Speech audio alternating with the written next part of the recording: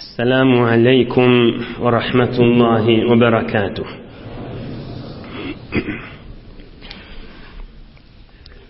بسم الله الرحمن الرحيم.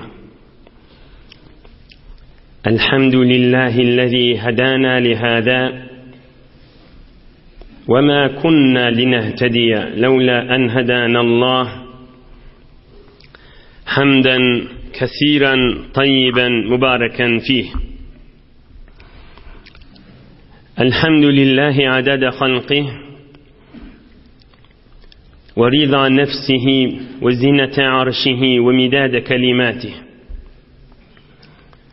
اللهم صل وسلم وبارك على عبدك ونورك إمام المتقين سيد المرسلين سندنا شفيعنا مولانا محمد النبي الأمي الأمين، وعلى آله وأصحابه وأنصاره وأتباعه أجمعين. لا أسألكم عليه أجرا، إن أجري إلا على رب العالمين. اللهم وفقني لبيان ما يحتاج الحاضرون إليه وما يصلح أحوالهم. إلهي أنت مقصودنا ورضاك مطلوبنا، فأعطنا كلنا محبتك ومعرفتك. بيك الله تبارك وتعالى همان ذي طاعات وإبادة لنذي صالح أمل لنذي خداي تشين أترشق لنذ ومحبت لنذ داشتان يقينا حق رسول الله عليه الصلاة والسلام شيرين يعشيشنن وألمال درسلرنن dünya ve ahirete saadet derman gurrunlerden bäfitlenir eştersip owadan yığınıp Huday Taala öz hakkınızda halkın hakkını içeriğinizin hakkını ediyen hayır dualarınızı kabul edip dünyanız ahiretiniz abat olsun inşallah. Büyük Allah Teala yurdumuz abadan bolup, vatanımız emniyet bolup, ulamalarımız ve milletimizin ağdı birliğinden dinimiz, dünyamız yürüyüp durmaktan ayırmasın inşallah. Bir gecede de Kıska suratına Tebuk cenginni, Tebuk yoluna, belki Tebuk'ta bir bolan Kıska vakıa ve şonu hizmetini de yetirir. Ohum şu vakıadan, şu bolan düşen yağdaydan övünçak bir gerekli olansan bir mukaddama hizmetini de yetiren, gerçi uzak da olsa Peygamberimizin şu yaşayışını açık düşünmek için bir mukaddama gerek olacak. Bu mukaddemanın içi de alımdan doludur.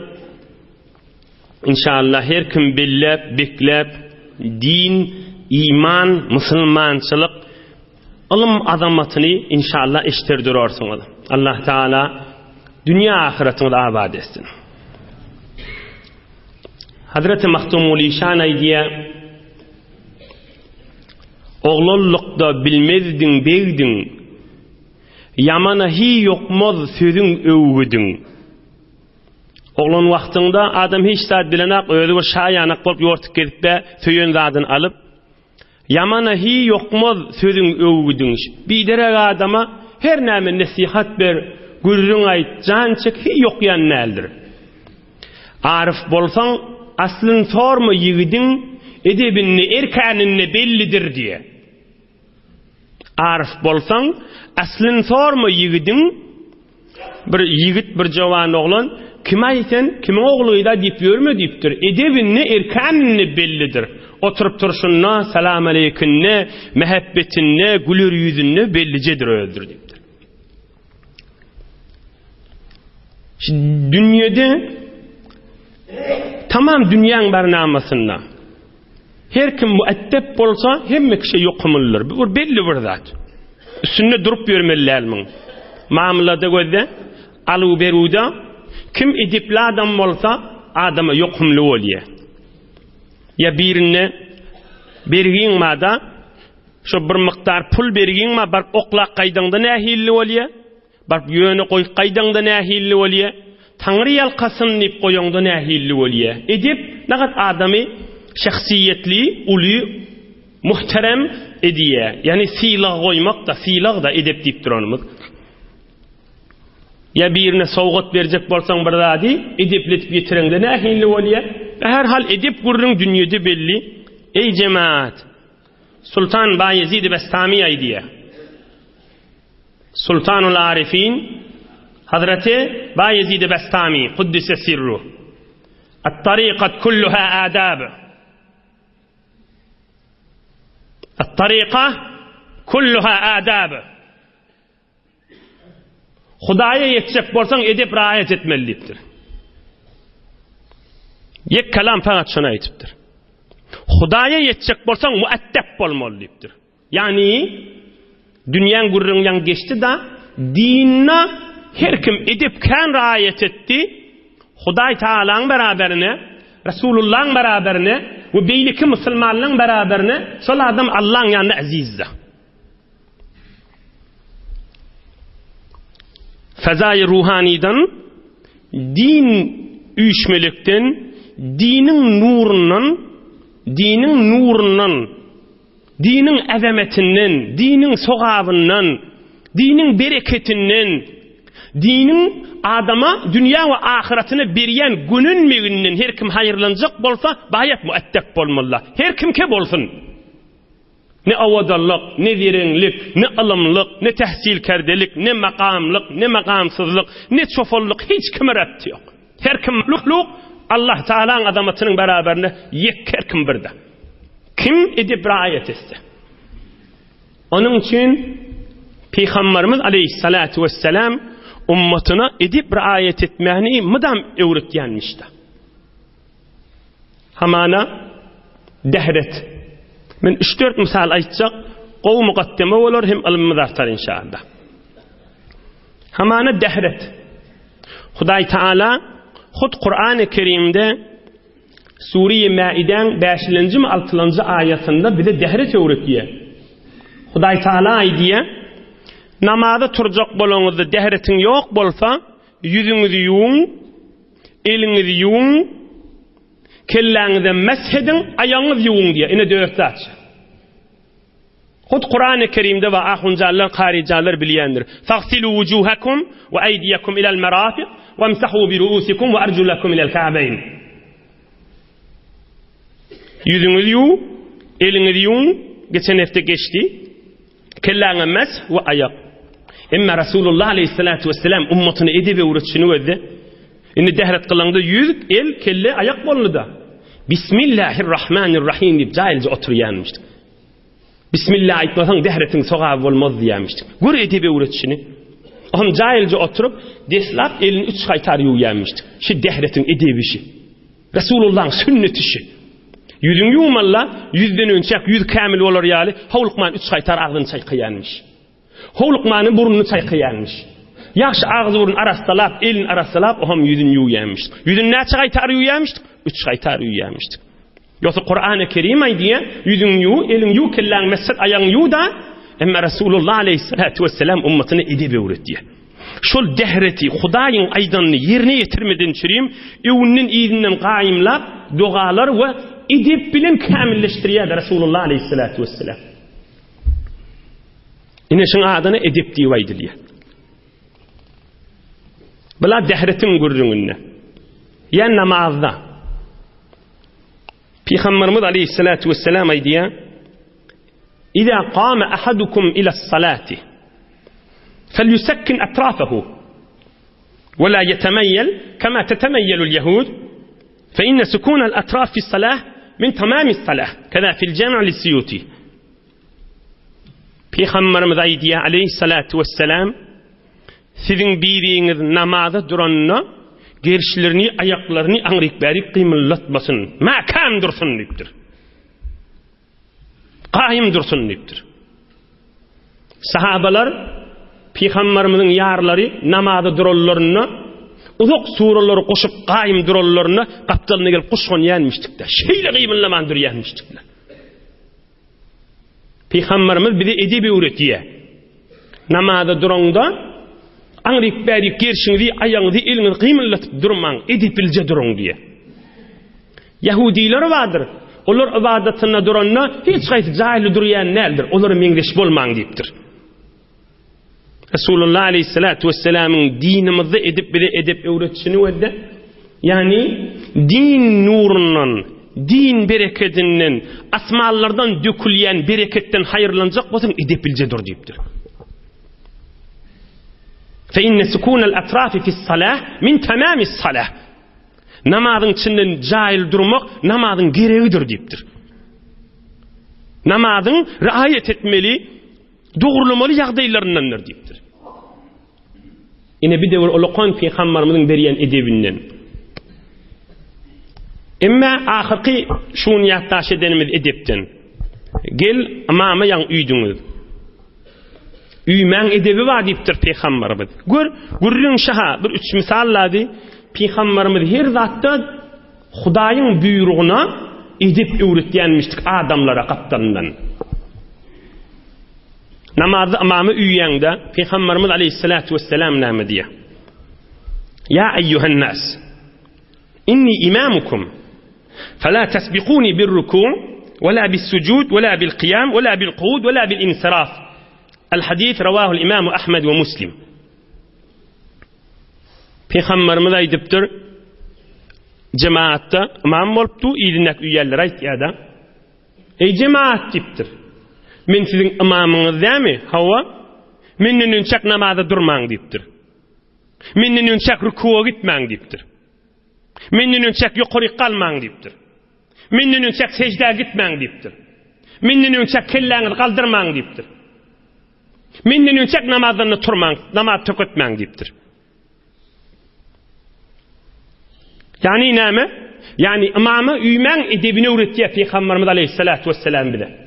Yoksa iyidine düşürmeli amanın bir saniye önçerek gidin näme bir saniye iyidin raqalında näme amana daşından şeyle de yo beyle değerliptir Peygamberimiz nazme öğrettiye Peygamberimiz terbiyet berýär bide edebi öğrettiye.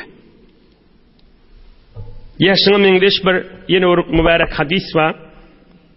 İza kabbara al-imamu fakabbiru ve iza qara'a fa'ansitu.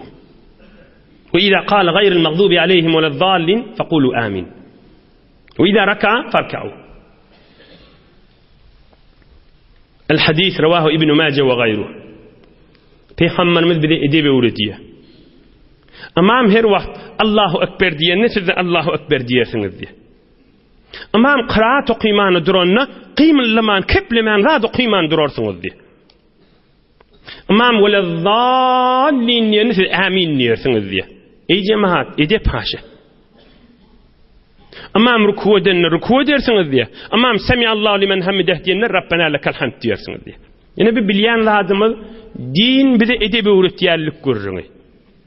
Yani bu görürüň taqriban muhtasar emma kamil bolly. Inni gel Resulullah aleyhissalatu vesselam'ın Tabuk'ta bolýan wakasyny bu görürüň degişilligini.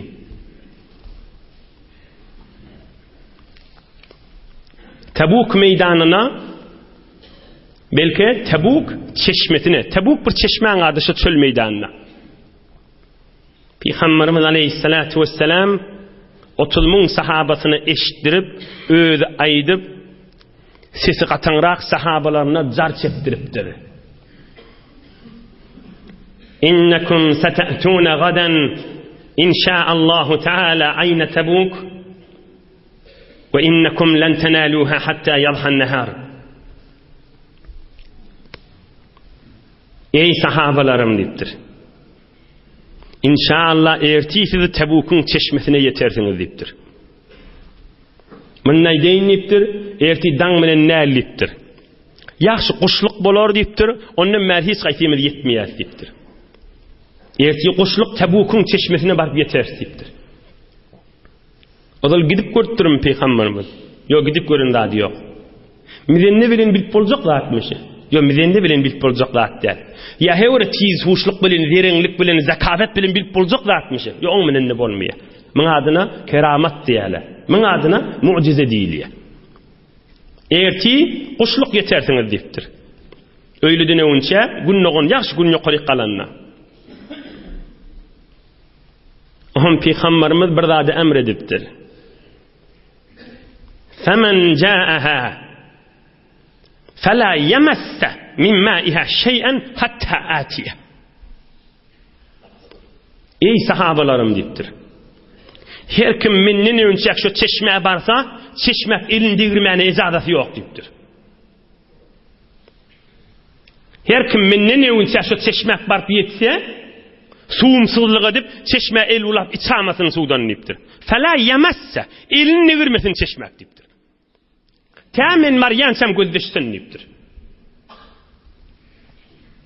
Tämin baryançam hiç kim şoňa elle girmeni icazatı ýok diýipdir. Suwumsuzlyk bir bereketçilik edamasyn diýipdir.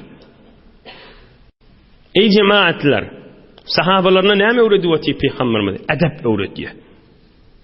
Terbiyet öwredýär. İçeriğinde, yaşayışında, şagirdinde, erhileyin arasında edep muhim zata.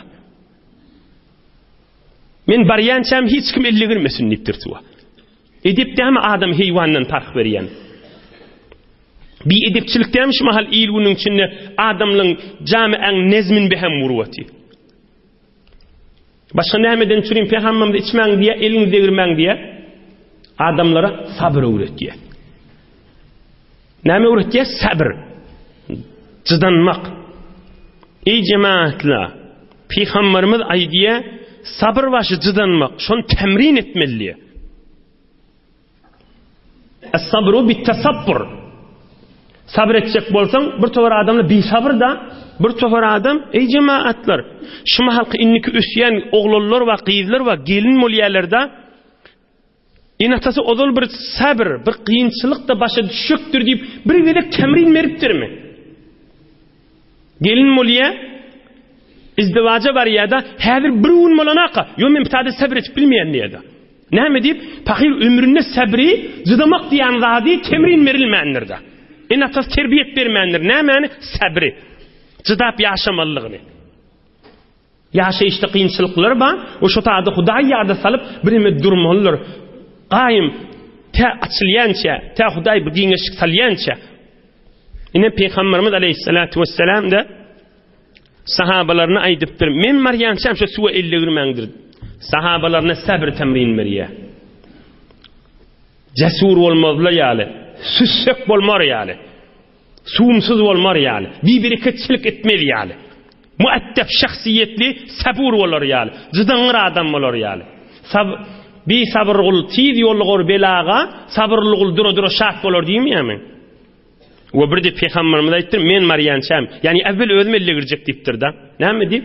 O bir ýönüje irkitdirinje çeşme 30 000 nefere näjile ýetmeli.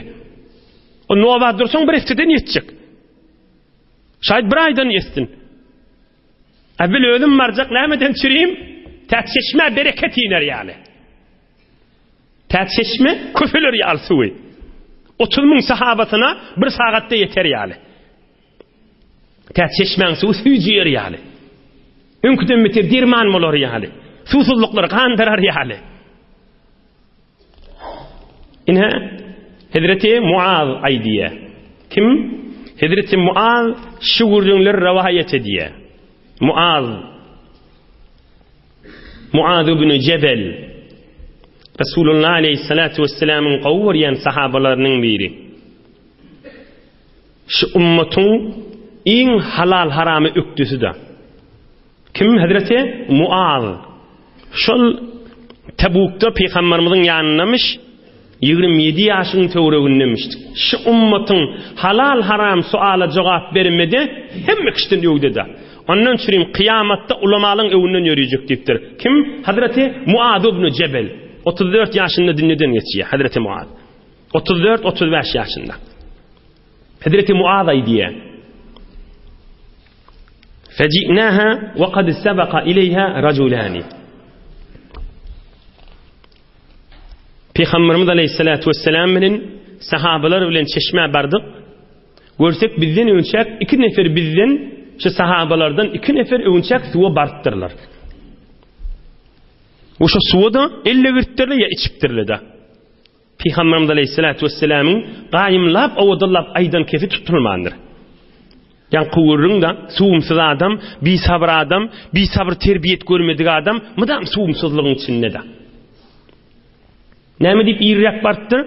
Ama ana halktan irrek bir suw içeýli. Halktan kem almaýly. Özümüz bolsak bolýa. Bir biderek adamla bolýandyr. Namard oğul dinin duşun anlamaz diýenler maksum bolýan. Näme diýe? Namard oğul dinin duşun anlamaz diye. Namard adamla vardır. Hiç din duşu innemelerdendir. Özünün peydası olacak bolsa, özünün bir ime, içme, pul peydası olacak bolsa, namard oğul dinin duşun anlamaz diye. Ol halkdan önçek özü var karnını oyurmalarına. Hulasa iki nefer barıptır şu suwa elle girttir, içiptir. Hazreti Muaz diye bardık diye Peygamberimiz Aleyhissalatu vesselam gördü iki nefer suwun maşynynda dur diye. فسألهما رسول الله صلى الله عليه وسلم هل مسستما من مائها شيئا suwa elle girdiniz mi diptir. Ama olar hava elle girdik diptir. فلامهما رسول الله صلى الله عليه وسلم وقال لهما ما شاء الله تعالى أن يقول. Peygamberimiz Aleyhissalatu vesselam kan bulara kayiptir. Hatta bir rivayette şolan kisine lanet aytipdir da. Utanmayaňyz siz dipdir. Düşünmeýäňiz siz kefe dipdir. Yani Resulullah Aleyhissalatu vesselam bir qaharlanan yerlerinin bir ýerinde şotay. Şu uly millet sürü gelýär dipdir. Edepli bolsaňyz bolmaýarmy dipdir. Sabrly bolsaňyz bolmaýarmy dipdir. Açyklap aýtmadymmy dipdir. Näme elle girdiňiz dipdir. Näme bir bereketçilik etýäňiz dipdir. Hazreti Muaz aýtdy, näme aýtdy da şo mogo diýe. Kan rahatlar aýtdy ikisine diýe. ثم غرفوا بأيديهم قليلا قليلا. هم Peygamberimiz Aleyhissalatu vesselam aýdypdyr. Şu çeşmeň suwundan ýöne bir ağaçyk çykýan bolmaly. Ağaçykdan Allaň bir gaba, bir meşke bir zady goýuň diýipdir. Ahym şondan sahabalar bir küçtäne çemgiri suwjat bilen, elleri bilen, ýa-da kişi çyqap bilen şu çeşmeden suw alyp bir meşke goýup Peygamberimiz Aleyhissalatu vesselama beripdirler. ثم غسل النبي صلى الله عليه وسلم فيه وجهه ويديه وفي رواية مضمض فيه ثم أعاده فيها. Ahym Peygamberimiz Aleyhissalatu vesselam şu üýşürilip getirilen suwa elini ýuwup, elinin mübarek elinden akýan suw şu meşik şu qabyň içine damdyrpdyr da. Agzyny çaýkap, mübarek agzynyň suwuny şu meşike goýupdyr. Şu qaba goýupdyr. O mübarek ýüzüni ýuwup, ýüzüniň mübarek suwundan damjalap dökülýän suwlary şu qaba şu meşike gaşyny goýupdyr. Ahym şu suwy şu çeşmeň irkip çykyp duran ýerinden şu doguşyň seni goýuň diýipdir.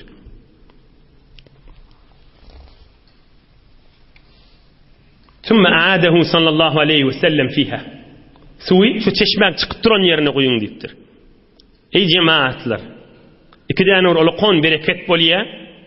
Biri şu mugo sahabalaryň arasynda. Göreýin näme bereket boldy.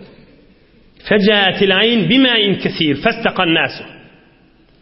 Şu Peygamberimiz Aleyhissalatu vesselam'ın mübarek suwun çeşme goýulanmaýyna, çeşmeň çok çykyp beripdir eteginden suw. Sahabalar radiyallahu anhum ecmaîn yerli yerden qanyp hem öldür içip hem qaplaryny doldurup bir ulukon bir bereket bolupdyr.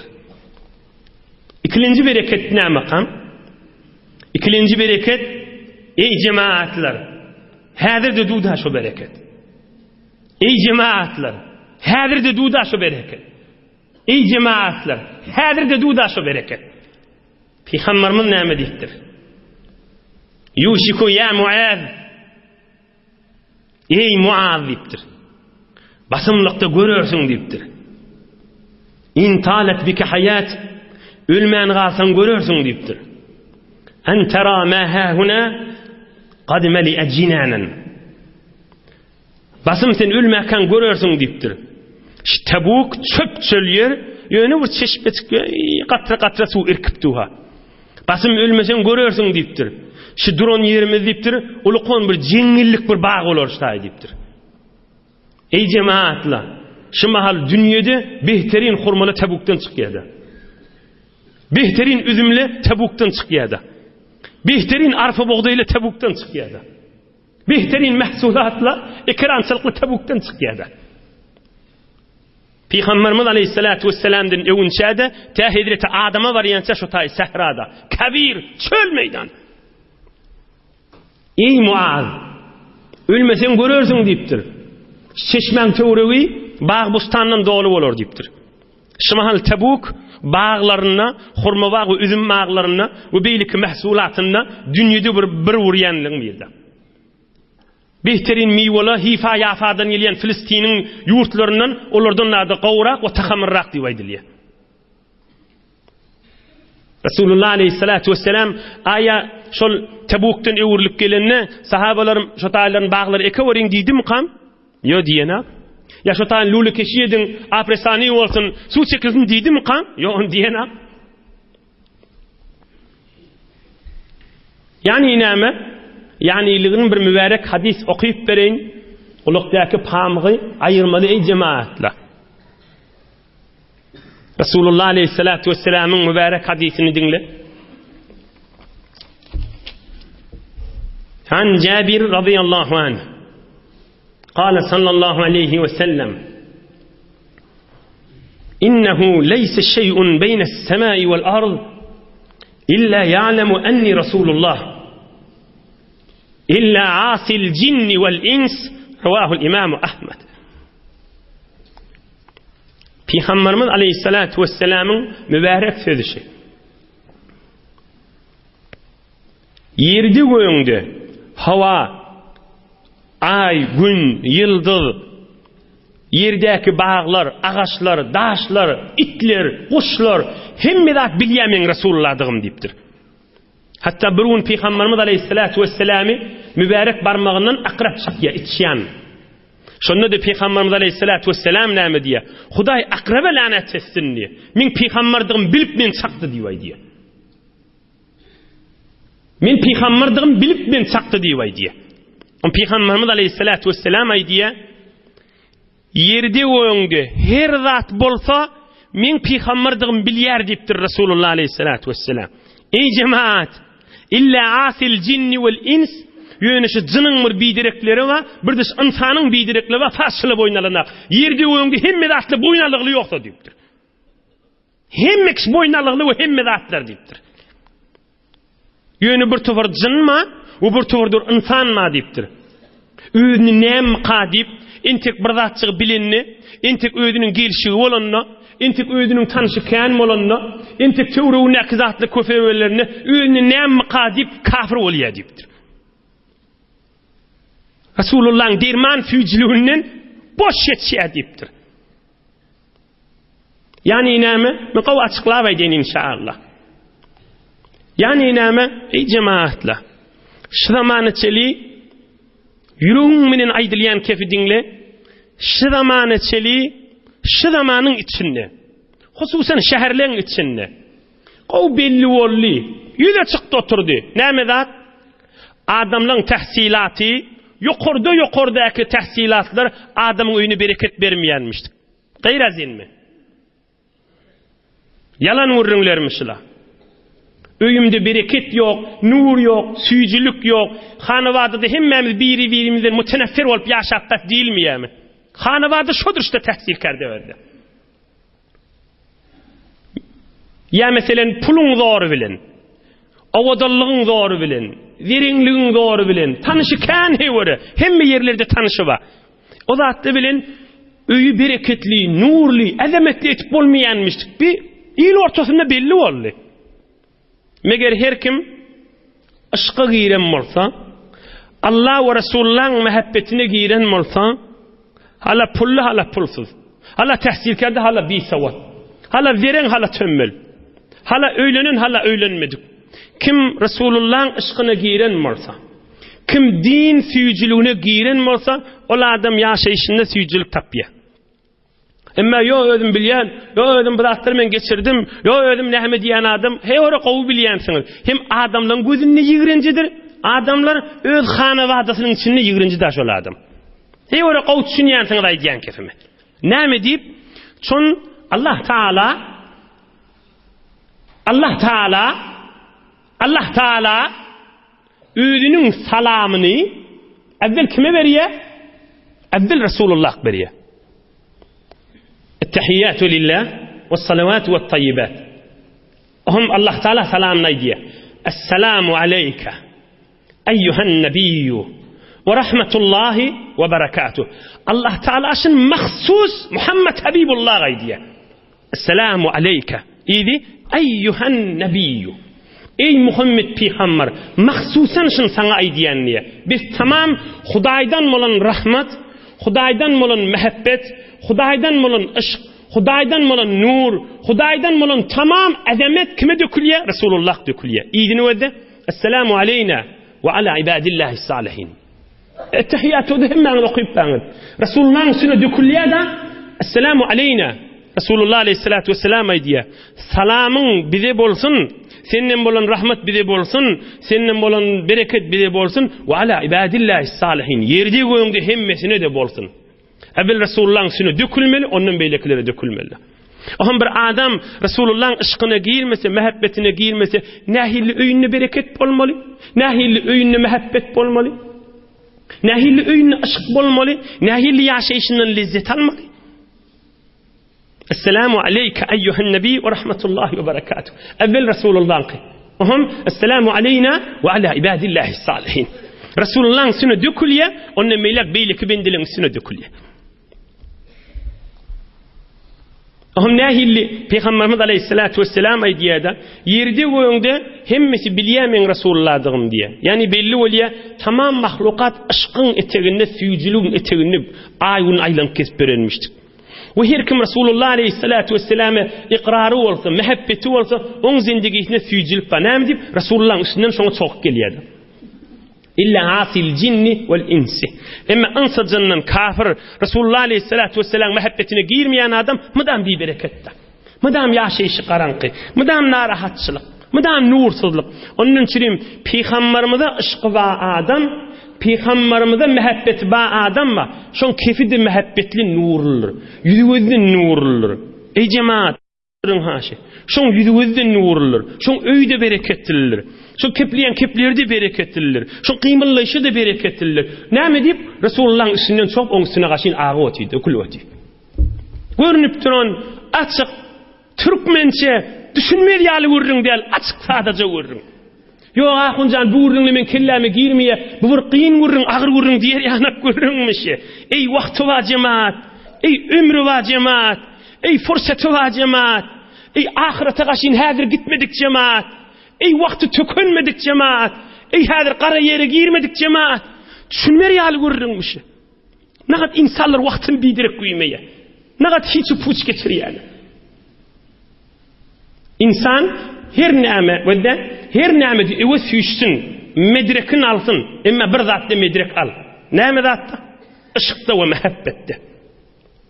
Eğer şu medrekin kaptanından, eğer şu derinliğin kaptanından, eğer şu okuğun kaptanından Allah ve Resulullah'ın ışkının da medreğini almasan onun zindiginde lezzet tafıp bilmersin. Bu bir görünüp duranlar ben delil verip geldim ona. Yani açıklap geçti daha görürüm. Yani çeşmen görürüm öyle. Neymiş o su dökündü çeşme çok çıkıyor. Son çeşme Resulullah'ın biliyor otuydu. Resulullah'ın mübarek ağzının elinin baranına anırsın yakinzin var ya da. Bir motor çekip alan yaret ya da. Çeşme anırsından öz çekip soru var ya da. Son Resulullah'ın biliyor otuydu. Yerden Resulullah aleyhissalatu vesselam aytmalı. Ey Muaz yaşasan görürsün ştayı cingillik olur diye. Şeşmahal cingillik de tebuk. Elemetten ne oluyor? Görünüp duran açık misallar, açık görünler. Ama Gingaçı tayı dünya boyunca ılımlı, tahsilkerde, savatlı, kan hatta kafirlerin arası. Ulukon dünyat nazar veriyor ki Resulullah'ın nurundan başka almalı. Hiç bir dünyadan geçip gitmeli. Ölecek olanına hava tenişi dünyadan ne mi gördün diyseler ne mi diyer solardım. Geçti hemmez. Hiç sat görmediler. Ne deyip? Mehabbet yoktu da. Bir mehabbet vardı bir hileye bir dada ya oğlan uşağına ya bir dada. Hemmet hiç o puç ölüp ölecek bolanda ona da hiç şey oluyor. Ölümden tanımda tamam oluyor. İşq an zindi guzin ku baqiyas kes şarabe can fezayet saqiyas. Hazreti Mevlana aytiye. Allah'ın ışkını, Resulullah'ın ışkını girmendir. Yalandan hiç puç, heyfi meyl ömrünü geçiriptir da. Yine Resulullah Aleyhisselatü Vesselam'ın bir yeni 10 daqiqa vaxtımız var. Tebuk'a düşen yağdayı oldu. Hiç kim menden önce çeşme elle girmesin neydi. Neyme barsa bereketler olacağını Allah kursağına koyup tuğda. Nurlar olacak, edemetler olacak. Aham oturtturlar Tebuk'ta. Beni İsa tayfasından Arapların bir aydiye. Ci'tu Resulullah sallallahu aleyhi ve sellem ve huve calisun bi Tebuk. Fi neferin min ashabi ve huve sallallahu aleyhi ve sellem sabi'uhum fesellemtu. Peygamberimiz aleyhissalatu vesselam Tebuk'ta caylaşıp oturupdu. Men bardım üstüne görsem 7 nefer olup oturanmıştıklardı. 7 nefer olup oturanmıştıklar. Esselamu aleykum deyip salam verdim diye. Ahım Peygamberimiz aleyhissalatu vesselam ve aleykumusselam deyip oturuverdi. Men de şolan aralarına girdim diye. Ahım men aytdım eşhedü en la ilahe illallah ve eşhedü enneke Resulullah. Ya Resulullah, men kelime-i şehadet aydiyen Allah'dan başka mabudu berhak yok. Allah tek adına, zatına, sıfatına. Ve sen hak Resulullah'dan men şehadet veriyen deyip aytdım diye. Ama Peygamberimiz aleyhissalatu vesselam bana hayır dua etti. Eflaha vechuk. Madam gülüp gidedin, gününedin deydi. Aham Peygamberimiz aleyhissalatu vesselam Hazreti Bilal'a aytti. At'imna ya Bilal. Ey Bilal, bir naharın imanı içmeni bir zadın bolsa aramızda koy deydi. 7 nefer 8 nefer olup otuyduq dedi. Febesete Bilal nitan. Sümme ceale yukhricu min hamid fe akhraca haracatin biyedihi min temrin ma'cunin bis semni vel aqid. Hazreti Bilal bir kişi çıkıp meşikten parmakları bilen eli bilen çıkardı içinden bir azıcık hurma, miske yağ ve süzme su dökülen qatıqta yoğurt su dökülen qatık şöyle qarıqlıdı süzme miske yağ ve hurma şöyle qarıqlıdı şondan bir miqdar evimizde koydu diye. Peygamberimiz aleyhissalatu vesselam aytti Allah'ın adını tutan bismillah iyi verin dedi. Peygamberimiz aleyhissalatu vesselam el vuryanca hiç sahabana el vurmayanmıştıklar. Ama Peygamberimiz başlap beylekledi alıp iyiydik ve doyduk diye.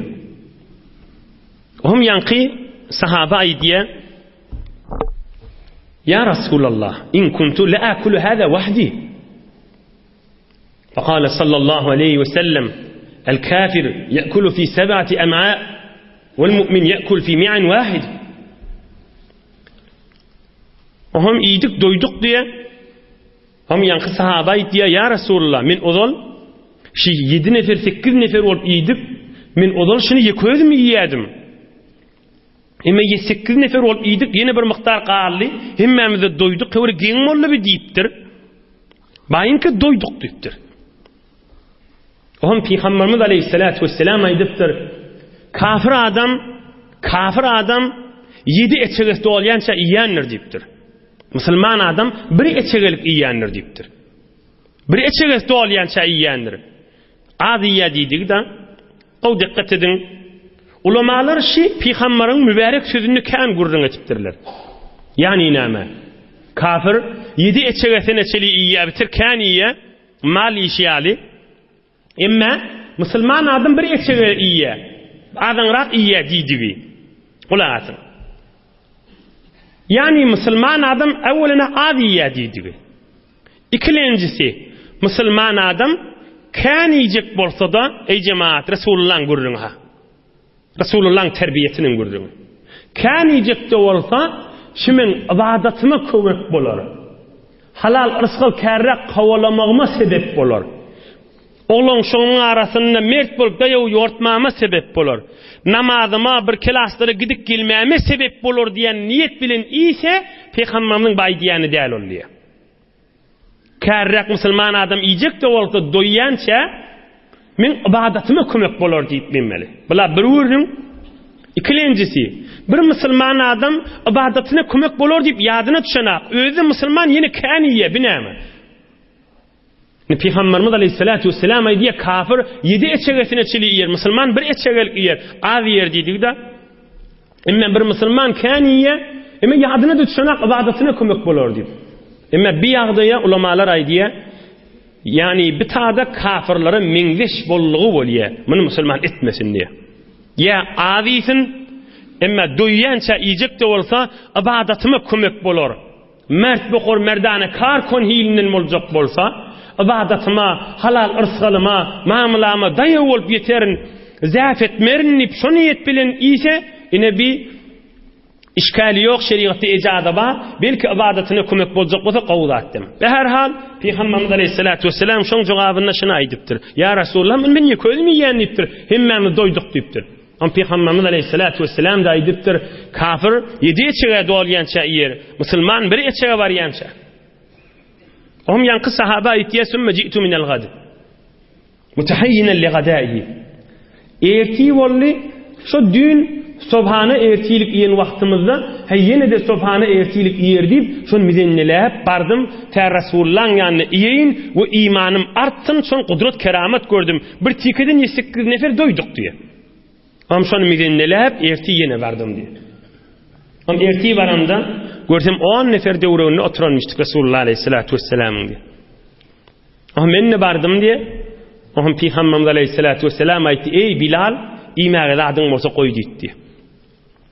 Am Hazreti Bilal'ın bir haltacığı vardı diye elini şoň içine sally haltaň içine am barmaklary bilen hurma çıkardı. Şonu döktü. Am ýene elini şu halta sally, am şondan hurma aldy, ýene öwmüde döktü. Am Peygamberimiz Aleyhissalatu vesselam aýtdy: "Ahrij we la taqaf min dil arşi iqtaran." Ey Bilal, azadan çıkarttırma diýipdir. Haltaňda näme bolsa dök diýipdir. Hudaý ırsgal bollon berer, dökenmesin diýipdir. Nämol azyk alyp durşy 10 neferlik däl la 10 nefer uyuşup durla. Inýan sahaba diýär. Am Hazreti Bilal haltan şu dışını götürdü, adardy, düňderdi, hemmesi içindäkile döküldü. Bolsa 1 kilo ýarymlyk, 2 kiloluk hurma bajy diýär. Hum tawada sallallahu aleyhi ve sellem yedehu şerife ala temr. O azda 10 neferden. Hum Peygamberimiz Aleyhissalatu vesselam mübarek barmaklaryny elini şu hurmalyň üstüne goýdy diýär. Ahım elini çekti. Kulu bismillahi azze ve celle. Allah'ın adını tuttan iyin deyiptir. Bismillah deyip hemmemiz iyiydik. Men ne iyiydim, doydum, hiç cay kalmadı. Saçağın üstüne, şol kendiri ya saçağın üstüne hurmalar du, guya bir nefer bir tane hurma imetik yani. Ham Hazreti Bilal hemmesin alıp önkü haltasına koydu, önkü haltan edil önkü yerinden mordu diye. Ham erti walli üçüncün. Yine geldim. Şol ertilik sopan yiyecek vakti yine de Peygamberimiň ýanyna gelip hem gudrat göreyin, hem imanım artsın, we hem bereket görerin dip. Şon Beni İsa'd taýpasy köplerçe täze musulman bolan zordyrak adamlar. Am ertisi geldim, ondan nekan 12-13 nefer daha bolup otydylar diye. Am edil dünkü ýana Hazreti Bilal hurmalary elleri bilen çykardy. Rasulullah Aleyhissalatu vesselam aýtdy: "Ey Bilal, beýs turma. Haltaň hemmesini goý içindekiler" diýdi. Hemmesini goýdy we Rasulullah Aleyhissalatu vesselam mübarek barmaklaryny ellerini hurmalaryň üstüne goýdy. "Kulu bismillah, Allah'ın adını tutdan iyin" diýdi. Am hemmemiz bismillah diýip iýdik. Önkürat Hazreti Bilal doýumuzdan soňra hemmesini ýygnady, halta önküje ýerinden önkü hurmala wotturdy. Men şunu gözüm menen gördüm, Rasulullah Aleyhissalatu vesselam'ın keramet we mucizelerinden nip Tebuk'ta bolan wakia diýip. İnşallah inniki heftelerde de Tebuk'ta bolan wakialardan Allah köklediğinden hyzmatyny da ýetirer inşallah. Allah Taala iman baýlygyndan aýyrmasyn. Hudaý öýüňize mehabbet, bereket, ışık, süýjülükden dolu etsin inşallah. Hudaý Taala dünýäňiz, ahiretiniz abad etsin inşallah. Mudam iman, abruy, izzet, bereket ýürüp dursun inşallah. Emniyetlik ýürüýsin, abadallyk ýürüýsin. İttihad ve mehabbet ýürüýsin inşallah.